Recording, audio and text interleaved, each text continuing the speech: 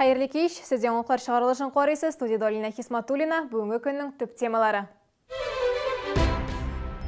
Татлы бүлек түгел, күтілген бүлек. Балалар йортында нихаят капиталь ремонт төгәлләнде. Мандарин оғылымы яисті хабар ялғанма. Интернетта таралған сайыр тамшылық вақытта қорқыныш мәғлүмет күплерні бір шуға салды. Оқшасын янда қалдырырға тырышқан тек ялғышқан. Гирлянда ұрлаушыны 2 елға қадар ирігінен мәхрум етергә мөмкиннәр. Яршалы балалар йортында зур шатлык яңа ел алдынан капиталь ремонт төгәлләнде. 1982 елда төзелгән бина бер тапкырда ремонтланмаган. Бүген исә балаларны һәм хезмәткәрләрне мэр Наил Мәхдиев, башкарма комитет вәкилләре һәм шәһәр советы депутатлары кутладылар. Аннан тыш бүләкләр тапшырдылар һәм балалар белән бергә яңа ел тамашасын карадылар. Это у нас был детский сад?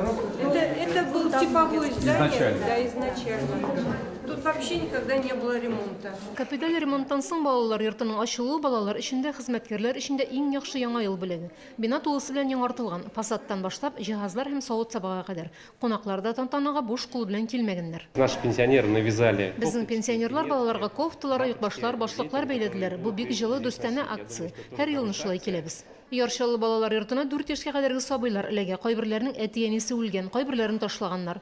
Ата-ана хокукыннан мәхрүм ителүчеләрнең балаларын да бирегә урнаштыралар. Саннарга күз салсак, бүген көндә биредә тәрбияләнүчеләрнең 98% гаиләгә кире кайта. Уллыкка яки тәрбиягә алына. Ведется хороший реабилитация. Ата-аналар авыр хәлдә калган гаиләләр белән тернәкләндерү эше алып барыла. Шуңа күрә ятимнәр саны кимей, ПДН актлары белән килүчеләр дә азая. Мэр Наил Мәхдиев үзенең чыгышында иң беренче чиратта коллективның эшен бәяләде. Бу йортта балаларны ихлас яратучы кешеләр эшли, диде ул. Здесь особый коллектив, особые люди с особым теплом душевным, добротой. Ну, я думаю, что вот давайте мы вместе с вами, здесь с присутствующими гостями, искупаем в аплодисментах коллектив, который здесь работает. Огромное вам спасибо. Педагоглар, табиблар, пешекчеләр үз эшләрен яратып башкаралар, әмма ташландык балалар саны кимесе, без бик шат булыр идек, диләр алар бер тавыштан. Статистика буенча чыннан да шулай. Үз баласыннан баш тарту очраклары елдан-ел кимүгә бара. Рим Әхмәтова, Константин Величко, Ленар Султанов, яңалыклар. Соклык банкы инде 2нче көн рәттән Татфондбанк кертемчеләренә акчаларын кайтара. 3 ай дәвамында Соклык банкы Чаллыда яшәүче 38 мең кешегә хезмәт күрсәтергә тиеш. Кайтарылырга тиешле акчаның гомуми күләме 5 миллиард сум. Инде 2 миллиард сумын кире кайтардылар. Барлык клиентларга да акчаларын кайтарып бетерә алырлармы? Моны хәбәрчебез ачыклады. Әлі кешегіне Соклык банкы янына бір түркім халық жиылған иде. Барысы да Татфондбанк кертемчеләре. Барлык акчаларда канун рәвештә кире кайтарылачагын белгәннән соң халык тынычланды. Бүгенге көндә зыян күрүчеләр белән Чаллыда 22 Соклык банкы филиалы эшли. Барысы да 12 сәгатьлек эш көненә күчкәннәр. Мы увеличили количество. Хезмәткәрләр санын арттырдык. Филиалларда барлык кабул итү тәрәзәләренә дә мөрәҗәгать итәргә була. Банкоматлар көчәйтелгән режимда эшли. Кассаларда акчалар гадәттәгедән күбрәк, өстәмә рәвештә яңартылып торалар. Банк мондый көчәйтелгән режимда яңа елдан соң да эшләвен дәвам итәчәк. Банк хезмәткәрләре инде 3 гыйнвар көнендә үк эшкә чыга. Тиздән бәйрәм көнендә эш графигын расларга тиешләр. Белгечләр ашыгып банкоматларга ябырылырга киңәш итми, чөнки акчаларны 3 ай дәвамында кайтарачаклар. Әлеге вакыт эченә сыешмаган очракта да Соклык банкы кертемнәрен алырга өлгермәгән кешеләрне кабул итәчәк. Когда другие банки попадали в такую ситуацию, 3 месяцев не ограничивается. От 3 до 2 лет. Һәр кертемчегә дә иминiyet акчалары шундук 100% күләмендә түләнә. Бу гомуми сумма 1 миллион 400 мең сумнан артмаган очракларга кагыла.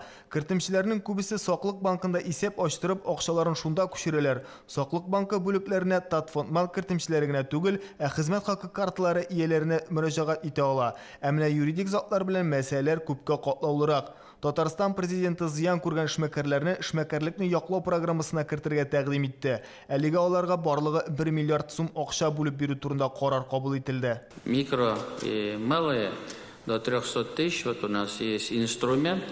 Мы сейчас туда сегодня направим ресурсы. Мы ждем, в том числе и надеемся, что Центральный банк сумеет найти санатора. Соклык банклары офислары исемлеген Соклык банкы, Татфондбанк һәм кертемнәрне иминиятләштерү агентлыгының интернет сәхифәләреннән табарга була. Райнур Агламетдинов, Гүзәл Шихапова, Алексей Иванов, яңалыклар. Бүген Россиядә коткаручылар көне. Гадәттән тыш хәлләр министрлыгы хезмәткәрләре экстремаль шартларда эшләргә мәҗбүр. Алар утта да, суда да, юл һәлакәтләре булган урыннарда да. Так, Новый город, 726. Этаж какой? 4-й этаж. Подъезд.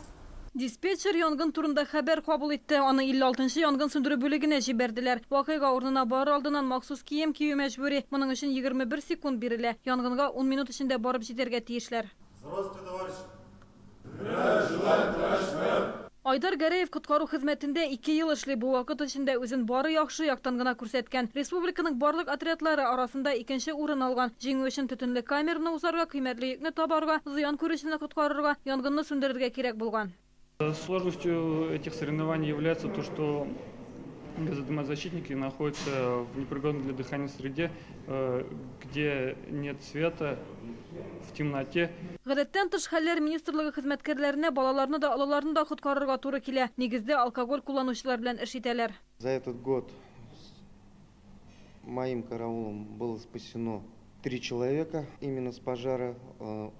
Самый такой случай в этом году, это в феврале месяце мы тушили квартиру в поселке ГЭС по адресу 76. Горела квартира открытым пламенем по всей площади. Мы спасли 2 людей, женщину и мужчину, прямо с огня вытащили.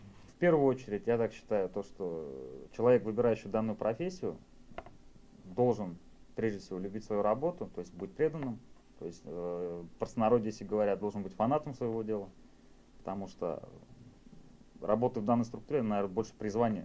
Бүген шәһәрдә 350 коткаручы эшли, аларның һәрберсе бу исемне зур горурлык хисе белән йөртә. Гүзәл Шихапова, Ләйсән Юмина, Ленар Султанов, Яңалыклар. Қытай мандаринын ашап, күпләп балалар авырый, үлем очраклары да бар. Әлеге мәгълүмат берничә көн дәвамында социаль җилтәрләрдә тарала. Бүген медицина хезмәткәрләре әлеге мәгълүматны кире какты. Аларның сүзләренчә, грипп ризык аша таралмый. Белгечләр инфекцияның нинди юл белән таралуын тагын бер кат искә төшерде. Мандарин ашап балалар авырый дигән мәгълүмат 2 көн эчендә социаль җилтәрләр аша тиз таралды. Мондый хәбәрләрне шәһәрдәшләр дә алган. Я думаю, это возможно только если мандарины содержат нитраты и нитриты в плане отравления. А в плане вируса, я думаю, вряд ли. Журга керек, башта. Куларны жібере керек. Мандаринын тоже бар, можно кожурасында. ОРВИ воздушно-капельным путем передается. Защититься максимально, я не знаю, какие-то витамины может попить. Если честно, не болею, не знаю. Шалыда кискен тын юллары инфекциясы белән авыручылар саны эпидемиологик бусаганы узмаган. Авыручылар саны артып тора. Бүгенгә 3700 кеше теркәлгән. Шуларның 73% балалар. Авырулар рәтендә булмас өчен белгечләр чараларны алдан күрергә кирәк ди. Сәламәт яшәү рәвеше алып барсаң яхшы. Основные меры профилактики – это соблюдение правил личной гигиены, мытье обязательно рук с использованием дезинфицирующих средств, побольше гулять на свежем воздухе, поменьше бывать в местах массового скопления людей. Сейчас предновогодний бум по подаркам тем же самым, поэтому желательно это покупать в дневное время. Респиратор авырулар ризык аша иярми, алар һава белән килә. Шуңа күрә яңа ел бәйрәмнәрендә кеше күп йөргән урында битлекләр кияргә һәм иммунитетны ныгытырга киңәш итәләр. Гүзәл Шихапова, Алексей Иванов, Яңалыклар. Гирлянда урлаган өчен закон буенча җавап бирергә туры киләчәк. Полициянең кизү бүлегенә сәүдә үзәге хезмәткәрләре мөрәҗәгать итә. 18нчы комплекста кибет каршында урнашкан чыршының гирляндаларын урлыйлар. Сәүдә үзәгенә 6000 сумлык зыян килгән. Вакыйга урынына хукук сакчылары юнәлә. Кайнар эзләр буенча гаепләнүченең шул ук комплекста яшәүче 27 яшьлек ират булуын ачыклыйлар. Ул үз гаебен таныды. Гирляндаларны өйдәге чыршыны бизәр өчен урладым дигән. Берсен кире кайтарган, калган 4-сен куллануга яраксыз дип ташлаган. Молодой мужчина ранее уже привлекался к уголовной ответственности, был судим за грабеж и 2 раза за кражи. Теперь в отношении него возбуждено вновь уголовное дело по статье 158 УК РФ «Кража», и ему грозит лишение свободы сроком до 2 лет. Бүген КамАЗ-мастер урамы кор астында калды. Инде иртәдән бирле урам чистарту эшләре бара. Юл читендә калган машиналар өелеп калган кар көртләре астында калу сәбәпле олы юлга чыга алмый интектеләр. Шуның аркасында шәһәр юлында шактый озын бөкү дә пәйда булды. Мондый очраклар тагын кабатланмасын өчен юл хезмәте вәкилләре машина йөртүчеләрнең юл чистарту графигы белән танышуларын сорыйлар. Ишек алларын чистарту турындагы белдерүләр һәр подъезд ишегенә диярлек эленгән. 28 декабрь көнне 28 комплекста, 29 декабрьдә Пушкин урамында, 30 көнне 4-дә, 31 декабрьдә 27 комплекста юлларны кардан арындыру эшләре алып барылачак.